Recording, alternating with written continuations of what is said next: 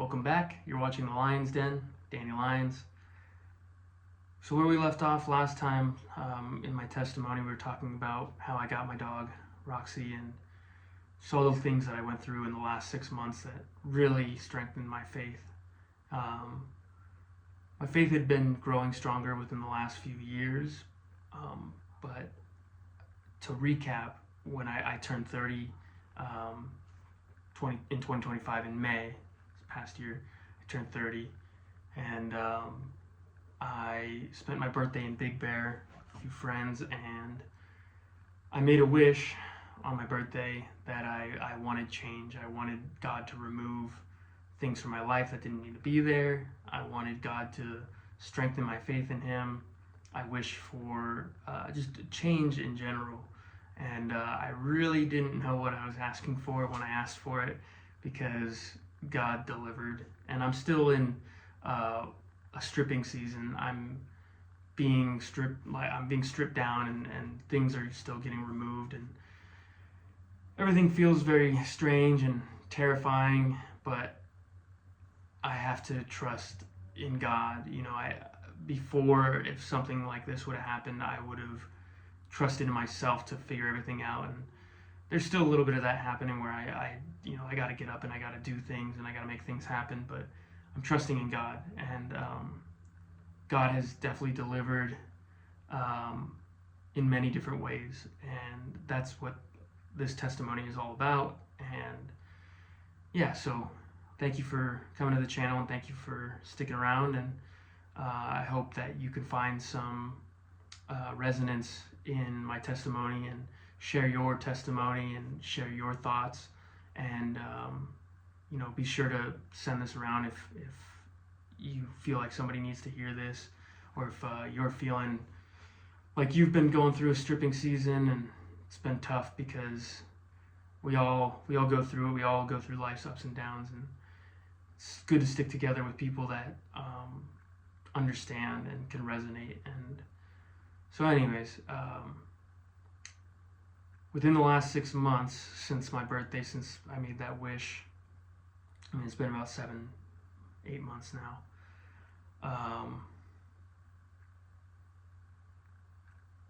So many things were stripped away from me, and you're new to the channel. This is a new channel. I'm a musician, so I played in a band for years and years. I've played in bands my whole life, and that was what I did my whole life. And within this last year, my whole band just totally fell apart. Everything that I worked for, everything that I did, everything, I was the one in the band that was like, come on, we got to keep pushing, we got to keep moving forward, we got to do this, we got to do that, let's do this show, let's do that show, let's tour, let's do all this stuff. And so for the longest time, that was my life, was just pushing, and always putting in so much effort and feeling drained at the end. And but that's what I wanted to do, and that's what I felt I was called to do, and I still think I am called to do that. I think God gave me these gifts of music to be used. I think I'm a musician, and I'm supposed to spread music to the world, but I think I was going through the wrong avenues. I was speaking to the wrong creator, probably, of music, if you catch my drift there. And but I know God was always protecting me in my musical endeavors, and I always worked in the music industry. I had jobs. I was very fortunate to have some really cool jobs in the music industry, and no name dropping, but just some really cool people that I got to work with. And I learned a lot in the music industry too, actually, that got me closer to God, because I was seeing the inner workings of Hollywood, and the inner workings of LA, and the inner workings of what you got to do to make it, and what you got to do to be a star. And that made me seeing that from the inside, because most people don't get to see that, the ugly side of the music industry. And there was one artist in particular, and maybe I'll talk about it at some point, but there was one artist in particular that I worked with, and I saw her. She's very famous, and I saw her from when she became famous. I worked with her from when she became famous to when she had her breakdown, to when she's saying, I don't have any money and I'm quitting. And I saw all this unfold in real time because I worked very closely with her and her team. And I saw somebody very unhappy, somebody who had everything, money, well, what I thought money, status, celebrity, everything. People worshipped her. And I saw a very sad and unhappy person because I was on the inside. And it changed the way I felt about the music industry and the way I felt about things, and made me open up more to God too, of like, well, I don't want this. Is this the only way to get in? Is this the only way to make it? Is this the only way to be successful? And so I think God put me in those situations I know God put me in those situations, and I didn't realize it in the moment, but I realized it later, hindsight, that I was supposed to be watching this unfold because I was very close to doing that too. And actually with my band, we had, there were two record labels in particular. I had always said to myself, I will never sign with these two labels. And because I knew that they were very demonic. And of course, my band got interest from one of those labels. And so we sat down and we went to meetings and we talked. And the other guys in the band were very gung-ho about, this is it. This is our $1 million chance. This is everything we worked for. This is it. And I still had this skepticism. I still had this because I knew the industry, and I read the contract over and over and over again. I took it to friends of mine and, lawyer friends and guys in the industry that have signed deals, and everybody told me, "Oh, that's not you really got to read into this because there were so many things that they would have gotten us for, and so many things that they would have, speaking of stripping seasons, there's so many things they would have stripped away from us and our identity and who we were and the music we were making." So I was very fortunate to have God on my side there, telling me, all my angels and my guides and the Holy Spirit just guiding me away from that contract. And the manager that we had been speaking to, that was in charge of that deal, he was very good at convincing us that we were all going to be millionaires overnight. And it felt good for a second. It felt good to hear that and to think that all the work that you did was going to pay off, and that we finally made it. We finally we did it. We got the dream, and now tomorrow morning we're all going to be millionaires. And so yeah, I had to convince the band very hard that we should not sign the deal, and they were convincing me that we did need to sign the deal. And I had a phone call, and I'll keep it brief. This is what we're here for, but I had a phone call with that manager, and I started to ask him questions, and I started to ask him questions about the contract. I started to go deeper, and what does this mean, and what does that mean, and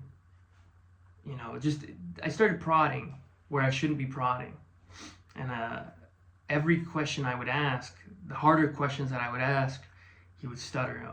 Well, we don't got to get into that. Stuff like that nature. I could tell he was nervous that I was on to him because, they think we're just some couple dumb kids that are trying to make it, and they'll sign anything. And he had already signed a bunch of people, telling us all the artists that he had signed.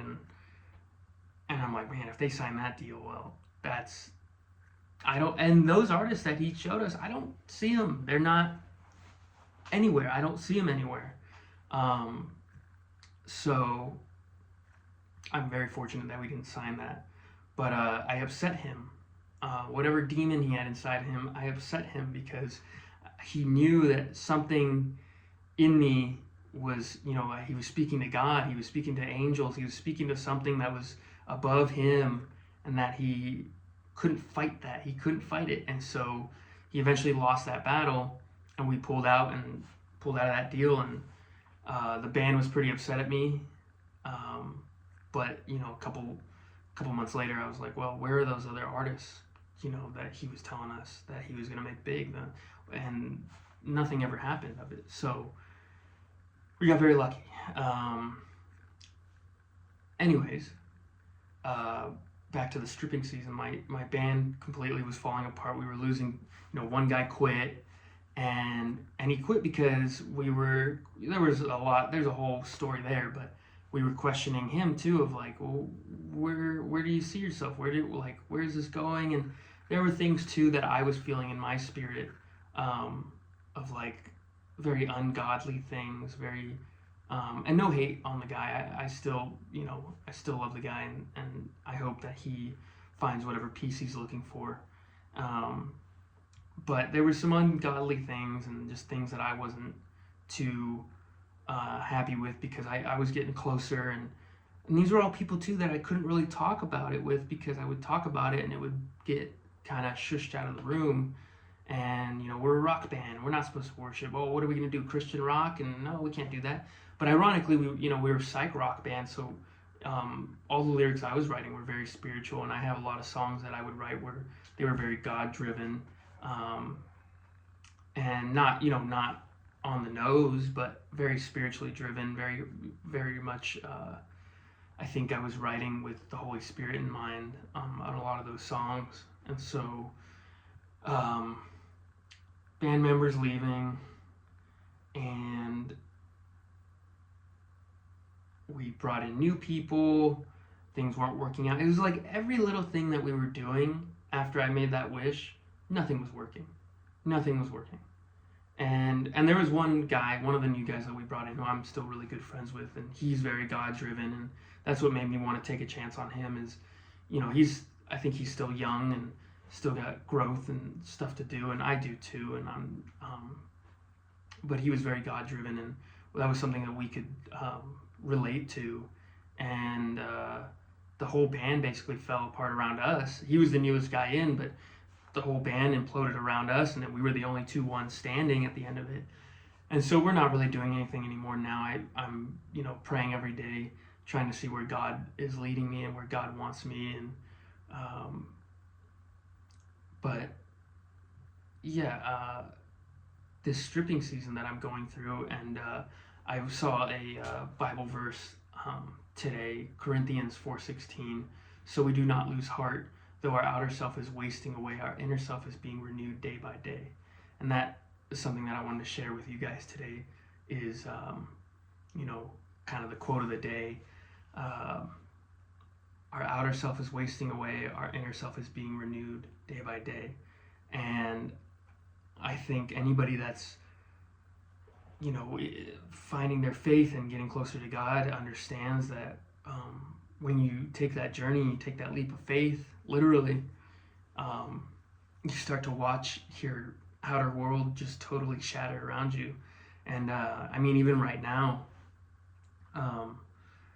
one of the things that I'm going through is I'm moving right now. Like I'm moving, and I'm moving to a temporary place.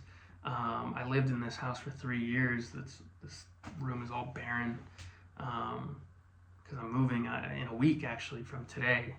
Today, the day I'm filming this, I'm moving. So it's been tough because I spent 3 years here, and it's hard to watch it go. It's hard to pack up all your stuff and know that, in a week from now, I'm not walking back into this house. It's been a very strange thing to feel. I've moved many times, but I think this is the longest I've stayed at a place, is 3 years. But I had been asking God. One of the things I was asking God was, I really want to buy a house.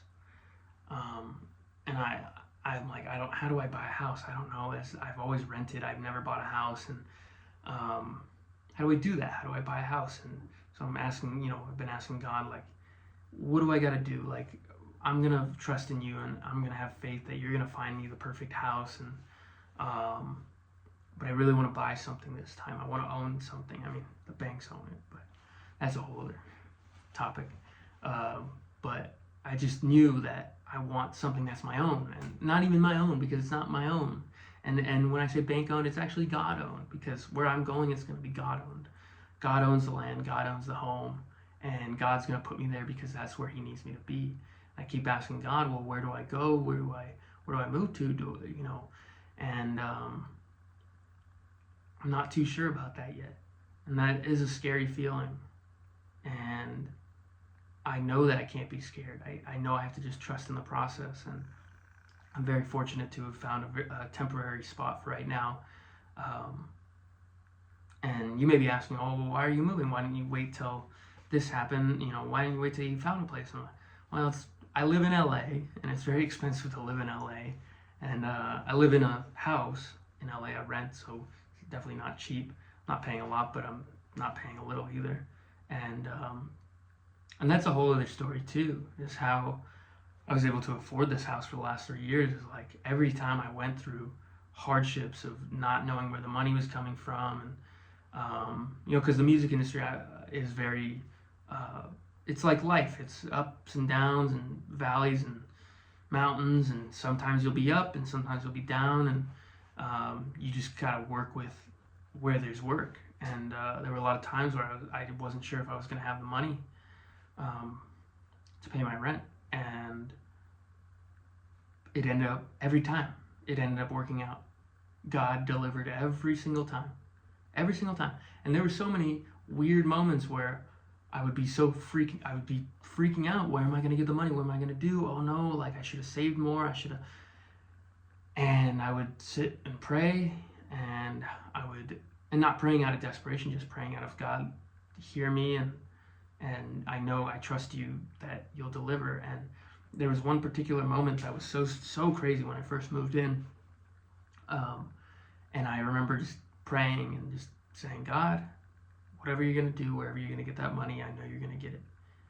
And I trust it. I trust you. And I'm not going to put pressure on it. And I just got to be silent, and I got to let go. I got to have faith. And within a few hours, maybe, I get a phone call. Somebody I hadn't worked with in forever in the industry. And they call me up and they're, hey, are you free this date to this date? And then, it was like a month. Like, yeah, I'm free. And I got a whole month worth of work that paid for that month's rent, the next month's rent, and the next month's rent. And I was like, wow, okay. And so, I prayed again. I thanked God, and I said, thank you. That was more than I asked for. And that's what I'm telling you today too, is, we got to pray not out of desperation. We got to pray every day, 3 times a day. My name is Daniel. I go by Danny, but my name is Daniel. And I really resonate with Daniel in the Bible, because Daniel prayed 3 times a day, and he was a prophet to God, from God. He was a prophet, and he would get these visions, and I feel very resonant in that, because I get visions all the time. I have friends where I'll tell them, like, hey, this is gonna happen. I saw something, or something you said brought this thing into my mind, and I saw this vision of this happening. I would be very careful, or sometimes it wasn't always bad. Sometimes it was like, I see good things coming, because this is what's gonna happen. You don't worry about your situation, because this is gonna happen, and I would see these things, and people would, sometimes, no, that's not gonna happen. That's not gonna happen. And then a few months later, a few days later, it's, you were right. How'd you know? And I don't take credit for any of that. That's God. God is giving me those visions. God is giving me those abilities to see things in people, and I always try to see the best in people. And so pray 3 times a day. Don't pray out of desperation. Grow in your faith, and just have trust that it's all going to work out. And I'll leave it here, because the video is getting a little long. I'm getting better at this. This is my 2nd video, so if you've watched this far, thank you. I appreciate it. Make sure to subscribe, please, and share the video, and like and comment. Let me know your story. Let me know if you resonated with anything in this story, if you have similar stories. Just help me grow this channel, because I just want to reach out to people, and I want to let them know that they're not alone in this, and that their testimony is important, and we all need to wake up to God, because this demonic plague is real. And again, I live in LA. I've lived in Hollywood. I've lived all over LA, and I've been in the industry. I've seen these things, and I've seen things that people would laugh about. People would say you're crazy. That doesn't happen. It happens. And there's a lot of demonic energy out in this city.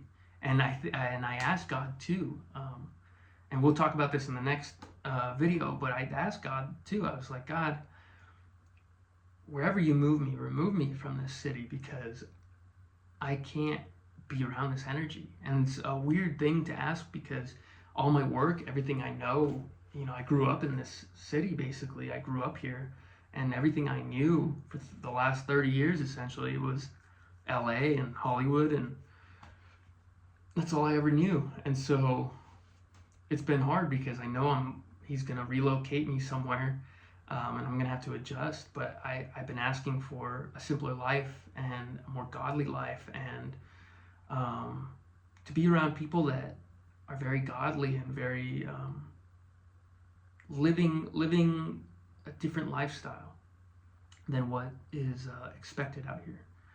So anyways, we'll continue that in the next video. Thank you again for clicking on this video and stopping by the channel, watching this far. Appreciate you. Once again, I'm Danny Lyons. This is the Lions Den. Cheers. Happy New Year. Well, Happy New Year, because we know the real New Year is in March. But yeah, cheers. See you in the next video.